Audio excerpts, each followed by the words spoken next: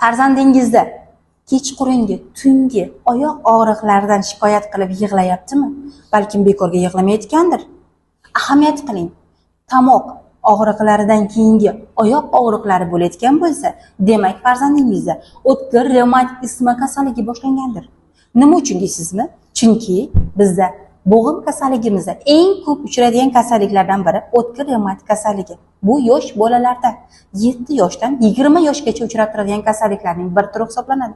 Laringit, angina, faringit, qizamiq, qizilcha kasalliklaridan keyin uchraydigan bu bo'g'im kasalligimiz asosan tungi vaqtda katta bo'g'imlarda, tizza bo'g'imi, boldir bo'g'imlarida va sonlarda og'riqlar, tungi kuchli og'riqlar va qizarishlar, bo'g'imlardagi shishlar, mahalliy temperaturalar yoki subfevril tana temperaturalarini ko'tarilishi kuzatilib turadi.